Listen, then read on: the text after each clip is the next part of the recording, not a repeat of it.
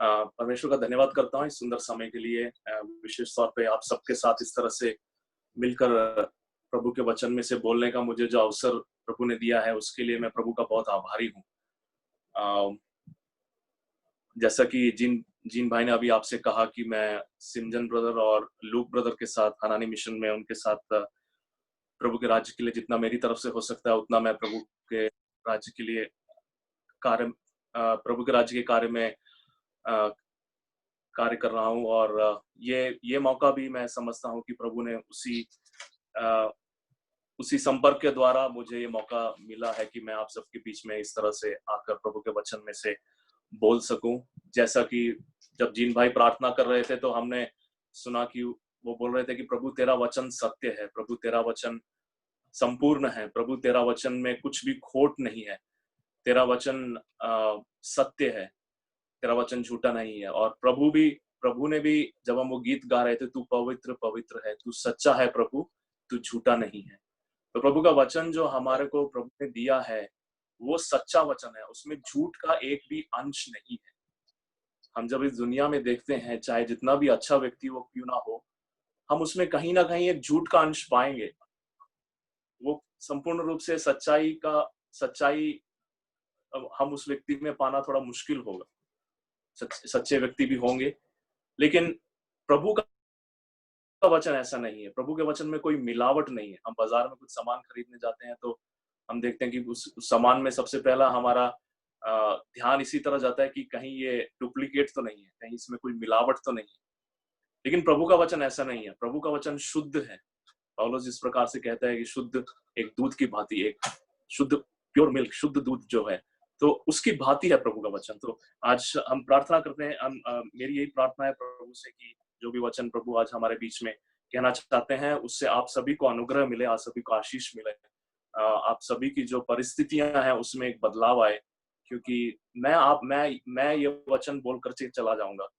प्रभु ने अगर चाहा आगे समय में अगर ऐसा मौका मिलता है तो शायद मैं फिर से आकर के बोल, अगर नहीं तो आज का जो मौका है वो एक एक अनंत काल के लिए, एक अनंत एक एटर्नल अपॉर्चुनिटी मैं बोलूंगा, एक अनंत काल की एक अपॉर्चुनिटी की तरह मैं देखता हूँ। क्योंकि अगर मैं आज बोल करके चला गया, आप लोग शायद मुझे भूल जाएं, शायद ध्यान ना रहे, लेकिन ये वचन जो मैं आज बोलूंगा वो एक सत्य वचन है, वो हमेशा आपके पास रहेगा। तो हम प्रार्थना करते हैं कि प्रभु उस प्रकार बात करे।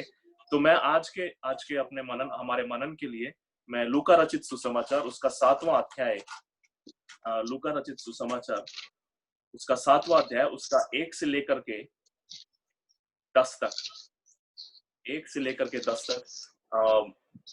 मुझे क्योंकि पैटर्न पता नहीं तो मैं यहाँ पढ़ सकता हूँ।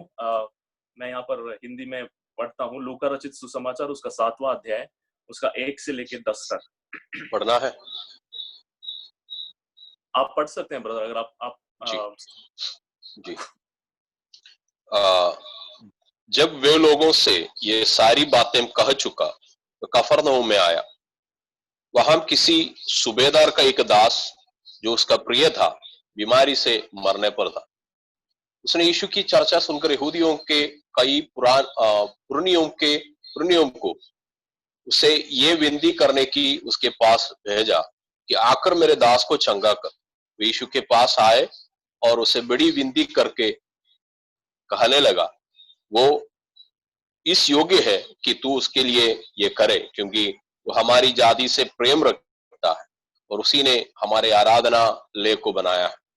यीशु उनके साथ गया, पर जब वो घर से दूर न था तो सूबेदार ने उसके पास कई मित्रों के द्वारा कहला भेजा, हे प्रभु, दुख न उठा, क्योंकि मैं इस योग्य नहीं कि तू मेरी छत के तले आए।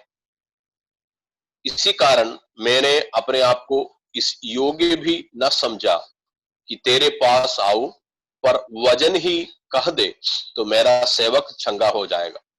मैं भी पराधीन मनुष्य है और सिपाही मेरे हाथ में है। और जब एक को कहता है जा तो वो जाता है, और दूसरे से कहता है आ तो आता है, पर अपने किसी दास को कि ये कर तो वो उससे करता है। ये सुनकर यीशु को अचंभा हुआ और उसने मुंह फेर कर उस भीड़ से जो उससे पीछे आ रही थी कहा, मैं तुमसे कहता हूं कि मैंने इस्राएल में भी ऐसा विश्वास नहीं पाया। और भेजे हुए लोगों ने घर लौटकर उस दास को चंगा पाया। Praise the Lord. धन्यवाद ब्रदर। सो हम यहाँ पर देखते हैं कि एक सूबेदार की कहानी है। एक सूबेदार के बारे में कहा गया है जो प्रभु यीशु मसीह की चर्चा सुन करके जब सूबेदार प्रभु यीशु मसीह कफरनहूम नामक एक जगह पर आए, तो सूबेदार ने सुना कि प्रभु यीशु मसीह वहां पर आए हुए हैं। तो सूबेदार के घर में उसका एक सेवक था और वो बहुत ही बीमार था। तो जब उसने सुना कि प्रभु यीशु मसीह आए हुए हैं, तो उसने झट से कुछ लोगों को प्रभु यीशु मसीह के पास भेजा, ये कहकर कि मेरा जो सेवक है वो बीमार है, अगर तू आकर उसको चंगा कर सके तो बहुत आभारी होऊंगा मैं आपका। तो ये कहकर उसने भेजा। और हम देखते हैं कि वो जो सूबेदार था वो एक अच्छा मनुष्य था, क्योंकि जब हम लूका इस अध्याय के 5वें और 6ठे वचन में देखते हैं, तो यहूदी जो पुरनिये हैं, जो यहूदी लोग, क्योंकि वो ये इस्राएल की कहानी है और यहूदी लोग रहते हैं और जो बड़े लोग हैं, बुजुर्ग, वो वो उस सूबेदार की एक तरफदारी करते हैं। कहते हैं कि देखो ये सूबेदार जो है ये हमारे लिए बहुत एक अच्छा व्यक्ति है, इसने हमारे लिए आराधनालय बनाया है। और ना केवल आराधनालय बनाया है, वो कहता है कि वो हमारी जाति से भी प्रेम रखता है। तो ये सब उसकी तरफदारी के शब्द जो है यीशु के प्रति वो बोलते हैं। उसके बाद फिर से वो सूबेदार यीशु के पास भेजता है और कहता है कि जब यीशु उसके घर की तरफ चंगा करने के लिए थोड़ा निकलता है, थोड़ा घर से थोड़ी दूरी पर ही होता है, तो वो फिर से उसके पास संदेश भेजते हैं और बोलते हैं कि प्रभु, मैं इस लायक नहीं हूं कि तू मेरे घर में आए, तू एक वचन कह दे, बस तू एक वचन कह दे और मैं विश्वास करता हूं कि तू एक अधिकार वाला तो अगर तू एक वचन कहेगा तो चंगाई हो जाएगी। तो वो इस तरह से कहते हैं।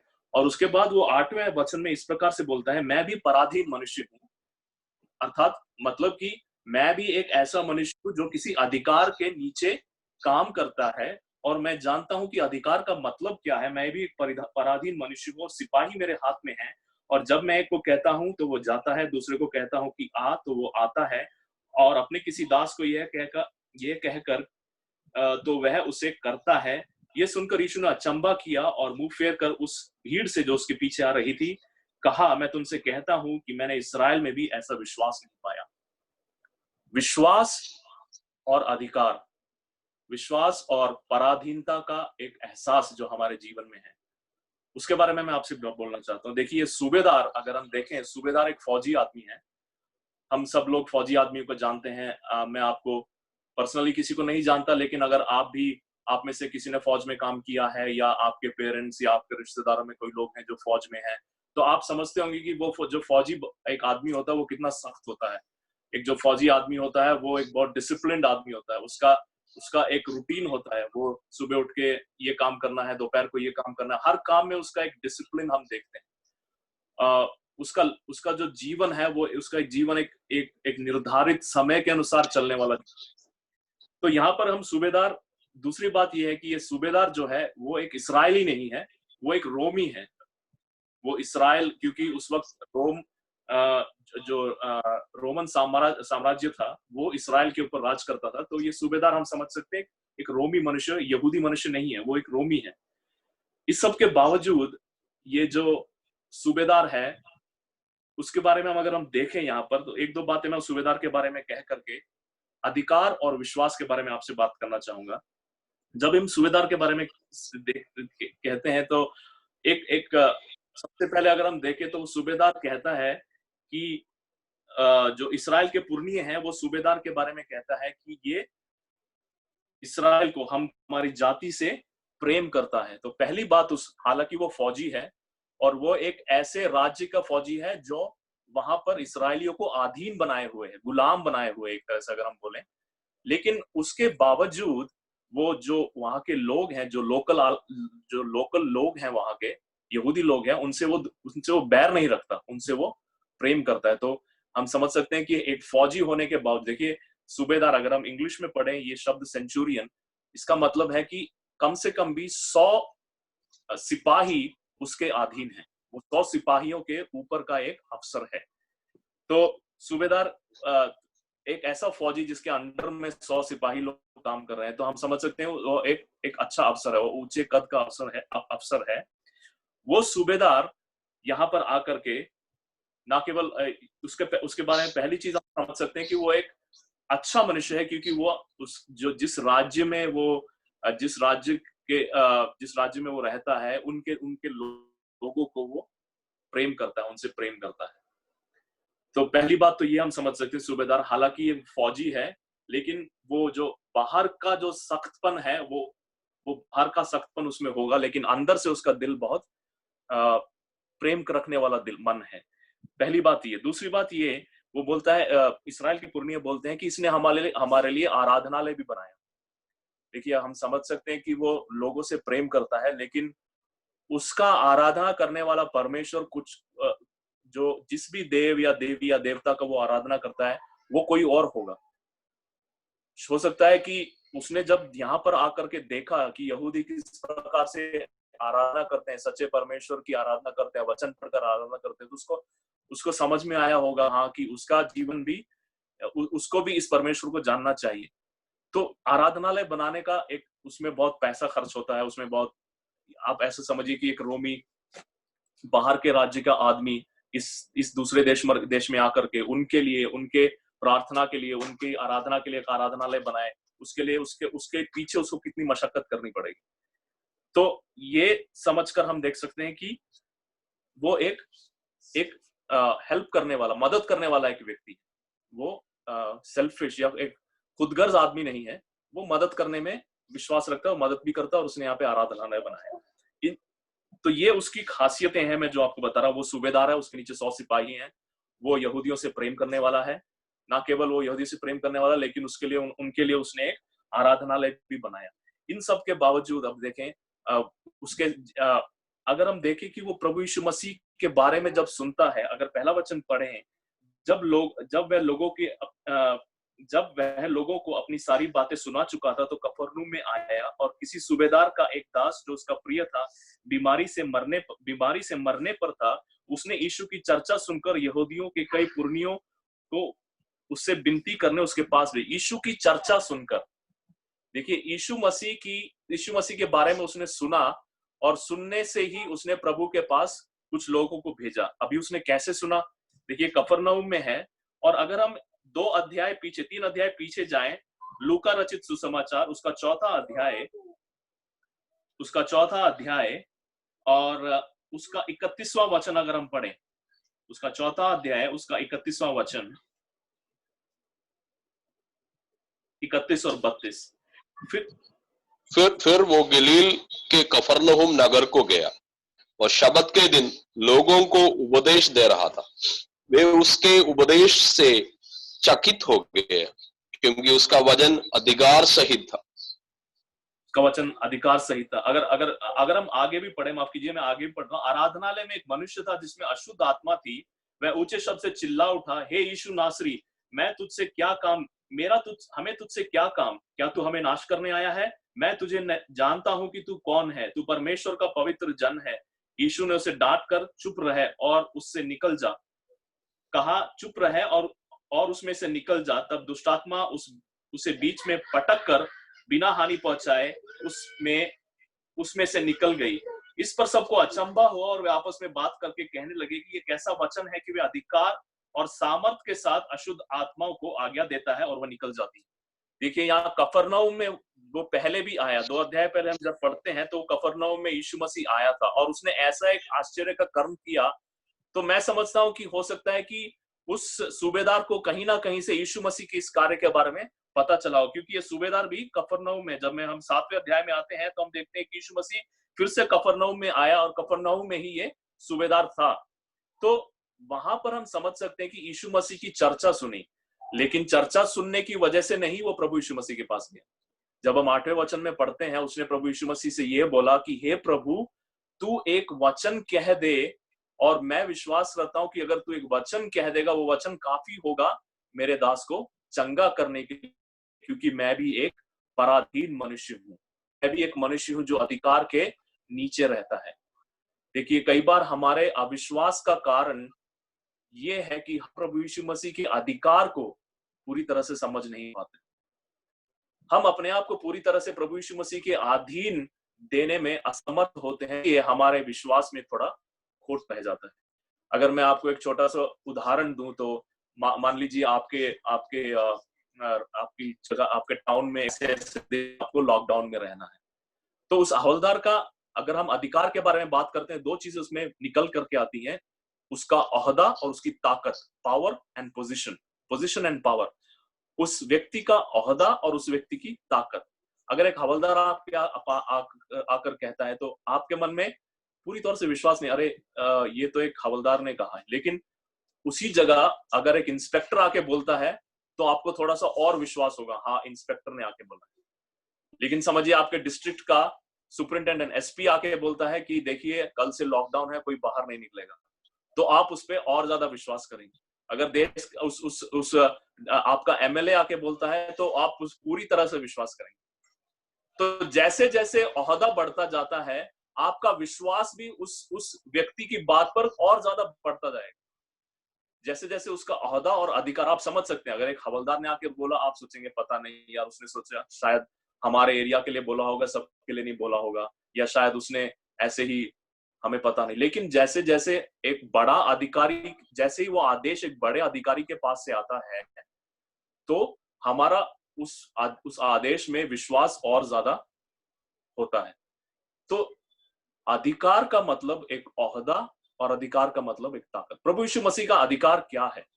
हम जब मरकुस रचित सुसमाचार को पढ़ें और हम उसमें देखें, लूका में नहीं, मरकुस के सुसमाचार में भी यही जो बात है, ये जो इंसिडेंट है, वो मरकुस रचित सुसमाचार उसके उसके साथ 5वें अध्याय में, उसके 8वें अध्याय में यही बात, यही स्टोरी है, यही घटना बताई गई है। लेकिन जब मरकुस रचित सुसमाचार में हम जाते हैं, तो मैं आपसे जो कहना चाहता हूं वो ये है कि हमारा विश्वास उस हिसाब, प्रभु में हमारा विश्वास, प्रभु के अधिकार की जानकारी के अनुसार अगर नहीं है, तो हमारे विश्वास में कहीं ना कहीं कुछ कमी रह जाती है। एक बड़ा आदमी अगर आदेश देता है तो उसके अधिकार, उसके ओहदे और उसकी ताकत को जान करके हम अधिकार को समझ सकते हैं। प्रभु यीशु मसीह का अधिकार क्या है, प्रभु यीशु मसीह का ओहदा क्या है? अभी हमने पढ़ा लूका रचित सुसमाचार उसके 4 अध्याय में, जैसा हमने पढ़ा कि जब लोगों ने उसको वचन बोलते हुए सुना, तो वो उन्होंने समझा कि ये वचन वो जो शास्त्रों में से बोल रहा है, प्रभु यीशु मसीह एक अधिकार के साथ बोल रहा है। तो हम वहां से समझ सकते हैं कि प्रभु यीशु मसीह का शास्त्रों के ऊपर अधिकार है। वो जैसे शास्त्री लोग पढ़ाते थे उस हिसाब से प्रभु यीशु मसीह नहीं पढ़ाए, वो अधिकार के साथ पढ़ाते थे। उसके बाद हमने पढ़ा कि जब बुरी आत्मा, उसी आराधनालय में एक बुरी आत्मा से पीड़ित एक व्यक्ति था, और उसने उस बुरी दुष्ट आत्मा ने चिल्लाकर बोला कि हम जानते हैं तू कौन है। तो प्रभु यीशु मसीह ने डांट कर उससे कहा कि चुप रह और बाहर निकल आ। तो वहां पर हम देखते हैं, जब वचन में लिखा हुआ है कि लोगों को अचंभा हुआ कि वो दुष्ट आत्माओं के ऊपर भी उसका अधिकार है। देखिए, प्रभु यीशु मसीह का अधिकार एक छोटे लेवल का अधिकार नहीं है, एक हवलदार का या एसपी का या डीएसपी का अधिकार नहीं। प्रभु यीशु मसीह का अधिकार हमें समझना और जानना चाहिए, ताकि हमारा विश्वास उसमें उतना दृढ़ हो, उतना बलवंत हो। तो प्रभु यीशु मसीह का अधिकार सिर्फ शास्त्रों के ऊपर नहीं, प्रभु यीशु मसीह का अधिकार सिर्फ दुष्टात्मा के ऊपर नहीं। अगर हम पढ़ें प्रभु के वचन में, तो हम जान सकते हैं। देखिए, मरकुस रचित सुसमाचार उसका 2 अध्याय, प्रभु यीशु मसीह के अधिकार के बारे में मैं आपसे जस्ट बोलना चाहता हूं। मरकुस रचित सुसमाचार उसका 2 अध्याय उसका 10वां वचन। परंतु जिससे तुम जान लो कि मनुष्यों के पुत्र को पृथ्वी पर पाप क्षमा करने का भी अधिकार है। आमीन। उसने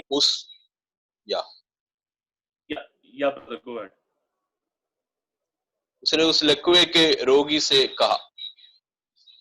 देखिए, 10वें वचन में लिखा है, परंतु जिससे तुम जान लो कि मनुष्य के पुत्र को पृथ्वी पर पाप क्षमा करने का अधिकार है। सो प्रभु को सिर्फ प्रभु यीशु मसीह को शास्त्रों के ऊपर पढ़ाने का अधिकार नहीं, दुष्टात्माओं के ऊपर नहीं, प्रभु यीशु मसीह को पाप क्षमा करने का भी अधिकार है। उनका ओहदा और उनकी ताकत के बारे में हम पढ़ना चाहते हैं। प्रभु यीशु मसीह को पाप क्षमा करने का अधिकार है। आगे चलते हैं, मरकुस रचित सुसमाचार उसका 4था अध्याय उसका 41वां वचन, 4 का 41। वो राई के दाने के समान है, जब भूमि में बोया जाता है, भूमि के सब बीजों से छोटा होता है। Brother mark 4:41 41 okay. वे बहुत ही डर गया और आपस में बोले, ये कौन है कि आंधी और पानी भी उसकी आज्ञा मानते हैं। देखिए, आंधी और पानी, आंधी और तूफान भी उसकी आज्ञा मानते हैं। तो प्रभु यीशु मसीह का अधिकार वचन शास्त्रों के ऊपर भी है, दुष्ट आत्माओं के ऊपर उनका अधिकार है, पाप क्षमा करने का उनके पास अधिकार है। अभी हमने देखा कि उनका अधिकार जो तूफान या आंधी, जो फोर्सेस ऑफ नेचर है, जो इस सृष्टि की जो ताकतें हैं, उनके ऊपर भी उनका अधिकार है। आगे चलते हैं, प्रभु यीशु मसीह का अधिकार और कहा है, मरकुस 14 मार्क 14 मरकुस 14 उसका 61 और 62।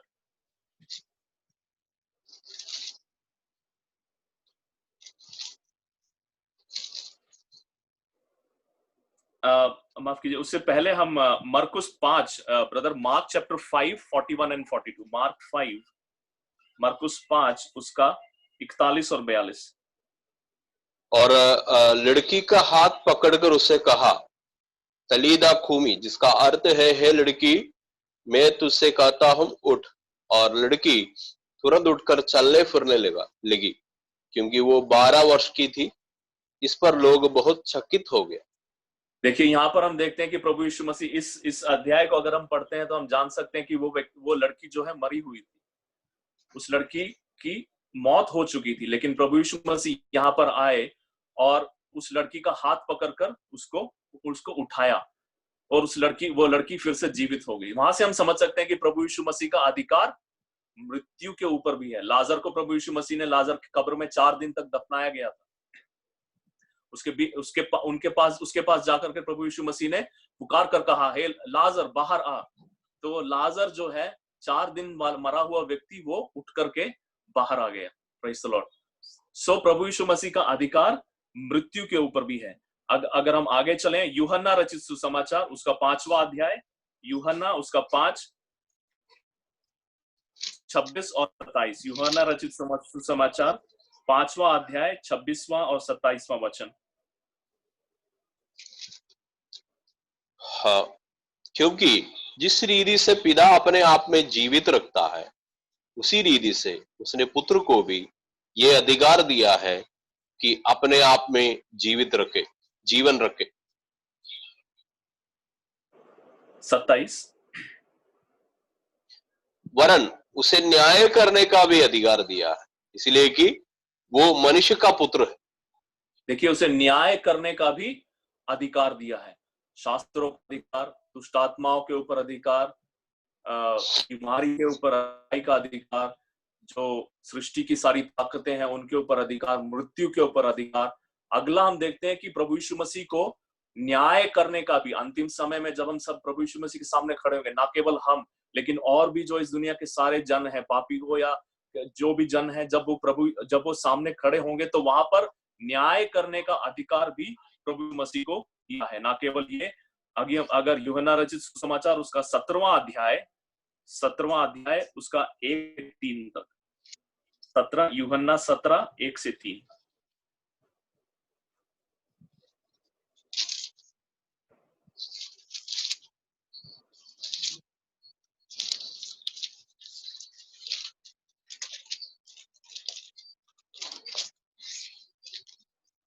यीशु ने ये बातें कही और अपनी आंखें आकाश की ओर उठाकर कहा, हे पिता, वो घड़ी आ पहुंची है। अपने पुत्र की महिमा कर कि पुत्र भी तेरा महिमा करे, क्योंकि तूने उसको सब प्राणियों पर अधिकार दिया है, जिन्हें तूने उसको दिया है, उन सबको ये आनंद जीवन दे। और आनंद जीवन ये है Shall I continue? Praise God. No, that's it, brother. Thank you. Okay.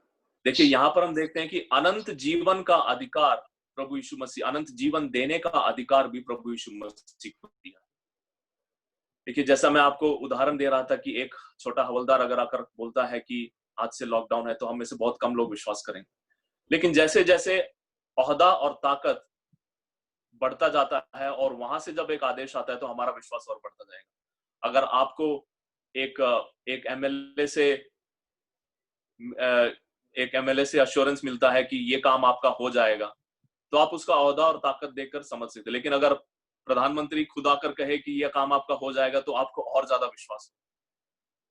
देखिए मैं यहाँ पर जो बात आपसे कहना चाहता हूँ कि कई बार हमारे विश्वास में एक खोट या कमी रह जाती है। उसका कारण यही होता है क्योंकि हम उस अधिकार को भली भांति या पूर्ण रूप से जांच नहीं पाते, समझ नहीं पाते, और हम समझते हैं कि जो अधिकार प्रभु यीशु मसीह का है वो एक सीमित अधिकार है। लेकिन यहाँ पर जब हम वचन को पढ़ते हैं तो हम समझ सकते हैं कि प्रभु यीशु मसीह का अधिकार कोई सीमित अधिकार नहीं है। उनके पास सारी पृथ्वी, सारी सृष्टि का अधिकार उनके पास है। पौलुस अपनी पत्री में बोलता है कि सब कुछ उसके हाथों में, उसके चरणों में सौंप दिया जाएगा, वो सबका अधिकारी होगा। तो अगर ऐसा एक मसीह हमारे जीवन में है, तो हमारा विश्वास किस प्रकार का होना चाहिए। अगर हम सूबेदार की कहानी में वापस चले तो हम समझ सकते हैं कि सूबेदार उस चीज को भली भांति समझ चुका था। उसने हालांकि सिर्फ इतना देखा होगा कि किस प्रकार से प्रभु यीशु मसीह ने रोगी को चंगा किया, दुष्टात्मा को बाहर निकाला, शायद उसने सुना होगा। केवल इतने ही ज्ञान से उसको समझ आ गया कि प्रभु यीशु मसीह एक अधिकारी प्रभु है, उसके पास अधिकार है, और अगर वो अधिकार के साथ बोलता है कि बीमारी दूर हो जाए तो वो बीमारी दूर हो जाएगी। इसलिए प्रभु यीशु मसीह ने पलट करके भीड़ से कहा कि मैं अचंभित हूं कि मैंने ये विश्वास इस्राएल में नहीं देखा। इस्राएल उनकी खुद की प्रजा है। यहूदी लोग परमेश्वर के खुद के लोग हैं, परमेश्वर के चुने हुए लोग हैं। उनको प्रभु में ज्यादा विश्वास होना चाहिए, बजाय कि एक व्यक्ति जो बाहरी व्यक्ति है, जो परमेश्वर के बारे में इतना नहीं जानता। इसलिए प्रभु परमेश्वर जब उसके इस विश्वास को, इस विश्वास की एक प्रोक्लेमेशन को, विश्वास की एक प्रख्यापना को सुनता है, तो प्रभु यीशु मसीह खुद अचंभित हो जाता है। कहता है कि ऐसा विश्वास तो मैंने इस्राएल में भी नहीं देखा। जिन लोगों में वो विश्वास होना चाहिए, उन लोगों में विश्वास नहीं था, क्योंकि वो अधिकार को भली भांति समझ नहीं पाए। लेकिन एक ऐसा व्यक्ति जिसके जीवन में से वो विश्वास एक्सपेक्ट नहीं करना चाहिए था, उसके जीवन में प्रभु यीशु मसीह ने वो विश्वास देखा, क्योंकि वो अधिकार को समझ पाया। जब प्रभु यीशु मसीह के अधिकार को हम समझ पाते हैं, तो वहां पर हम देख सकते हैं कि हमारे जीवन में विश्वास जो है वो एक दृढ़ विश्वास बन जाता है। देखिए हम जब शिष्यों के बारे में पढ़ते हैं तो हम समझते हैं कि वो प्रभु यीशु मसीह के साथ इतना समय चले, लेकिन फिर भी अंत समय तक भी उनके मन में विश्वास पूरी तौर से नहीं हुआ। लेकिन पेंतकोस्त के दिन जब प्रभु की पवित्र आत्मा ने उनके ऊपर उंडेली गई और वो पवित्र आत्मा से भर गए, तब हम देखते हैं कि उन्होंने आश्चर्यचकित काम किए। उनका विश्वास प्रभु में एक दृढ़ विश्वास था, क्योंकि वो समझ चुके थे कि प्रभु सर्वाधिकारी प्रभु, उसके पास ऐसा प्रभु एक ऐसा प्रभु नहीं है जिसके अधीन कुछ लिमिटेड चीजें हैं। हमारे जीवन में कई परेशानियां, कई मुसीबतें या दिक्कतें होंगी। कई बार हम अविश्वास करते हैं कि शायद ये जो मैंने प्रार्थना करी है वो प्रभु पूरा नहीं कर पाएंगे, क्योंकि हम वो प्रार्थना जो करते हैं प्रभु को एक सीमित दायरे में, हम अपने मनुष्य रूपी मन से जब सोच करके प्रभु को एक सीमित दायरे में रख करके कई बार प्रार्थना करते हैं। हम कई बार प्रार्थना करते हैं उस चीज के लिए, लेकिन हमारा मन एक दूसरी जगह से मदद लेने की आशा रखता है। हम प्रभु में प्रार्थना समर्पित करते हैं, लेकिन फिर भी हम देखते हैं कि अगर उस बंदे से मैं बात कर लूं, या इतना पैसा मेरे पास होगा, या इस तरह से मैं अगर इस काम को करूं तो ये काम बन जाना चाहिए। हमारा विश्वास पूरी तरह से परमेश्वर में नहीं होता उस कार्य को लेकर के। तो मैं आपसे बस यही कहना चाहूंगा, और यहाँ पर मैं समाप्त करना चाहूंगा कि जब हम प्रभु के अधिकार, प्रभु यीशु मसीह के अधिकार के बारे में भली भांति जानेंगे, और उस अधिकार को समझकर अपने आप को उसके अधीन करेंगे, तो हमारे विश्वास में हम एक बहुत बड़ी बहुत बहुत बड़ा एक हम चेंज हम देखेंगे, परिवर्तन हम देखेंगे। कि हम प्रभु अपने आप को प्रभु यीशु मसीह के अधीन नहीं करेंगे, उसके अधिकार को समझकर उसके अधीन नहीं कर पाएंगे, तो हम कि हमारा विश्वास भी डावाडोल रहेगा। जिस प्रकार से वो सूबेदार, देखिए वो सूबेदार कहता है कि तू मेरे घर में आने के लायक नहीं है। मेरा घर, सॉरी माफ कीजिए, कहता है कि मेरा घर इस लायक नहीं है कि तू मेरे, इस लायक नहीं हो कि तू मेरे घर पे आए। एक सूबेदार है, 100 सिपाहियों का अफसर है, उसका घर उस शहर में सबसे आलीशान घर होगा। लेकिन वो सूबेदार कहता है कि प्रभु मैं इस लायक नहीं हूं कि तू मेरे घर पर आए। देखिए वो कितना विनम्र है। प्रभु के, ना केवल उसने प्रभु के अधिकार को समझा। देखिए प्रभु यीशु मसीह ने ये नहीं देखा कि उसने यहूदियों से प्रेम किया हुआ है। प्रभु यीशु मसीह ने ये भी नहीं देखा कि उसने यहूदियों के लिए आराधनालय बनाया है। प्रभु यीशु मसीह ने शायद ये भी नहीं देखा होगा कि वो इतने आप को इतना विनम्र कर। प्रभु यीशु मसीह ने लेकिन इस बात को समझा, और प्रभु यीशु मसीह ने इस बात को बोला कि मैं अचंभित हूं जब उसने ये बोला कि मैं भी पराधीन मनुष्य हूं और मैं जानता हूं कि अधिकार का मतलब क्या होता है। जब उसने प्रभु यीशु मसीह ने उसकी अधिकार, उसने अपने जीवन में, सूबेदार ने अपने जीवन में प्रभु यीशु मसीह के अधिकार को ग्रहण किया और उसको पुकार करके बोला कि मैं इस अधिकार को समझता हूं, वहां पर वो चंगाई हुई। प्रभु यीशु मसीह ने अपना वचन बोला और वो सेवक पूरी तरह से चंगा हो गया। आइए हम भी प्रभु से प्रार्थना करें कि इन दिनों में प्रभु हमारे जीवन में भी इस प्रकार कार्य करेगा कि हम उसके अधिकार को और भली भांति समझ सकें, और उसके अधिकार को समझकर उसके अधीन हम अपने आप को कर सकें। हमारे जीवन में अगर कोई भी ऐसी जगह है जहां हम उसके अधीन नहीं है, या चाहे हमारी काम की जगह हो, या हमारी कोई ऐसी आदत हो, या हमारा कोई ऐसा बोलचाल हो, या हमारा कोई ऐसी दोस्ती हो जहां पर हमने अभी तक अपने आप को प्रभु के अधीन नहीं किया है, आइए हम प्रार्थना करें प्रभु से कि हम तेरे अधिकार को समझ सकें, अपने आप को तेरे अधीन कर सकें, और कोई हमारे ऊपर राज ना करे, तू केवल राज करे, और उस अधीनता को स्वीकार करके हम अपने विश्वास के जीवन में आगे बढ़े। प्रभु आप सबको आशीषित करे। मैं धन्यवाद करता हूँ जीन ब्रदर का इस समय देने के लिए, और सिमजन ब्रदर और लुक ब्रदर का भी मैं धन्यवाद करता हूँ, और आशा करता हूँ कि आप सब लोग इस वचन से आशीषित होंगे। मैं बैंगलोर में हूँ, विप्रो नामक की कंपनी में मैं सॉफ्टवेयर इंजीनियर के तौर पे काम करता हूँ, और इस समय के लिए मैं एक बार फिर से प्रभु का बहुत आभारी हूँ और धन्यवाद करता हूँ। प्रभु आप सबको आशीषित करें। Thank you brother, thank you so much. आमीन, आमीन। Thank you. परमेश्वर की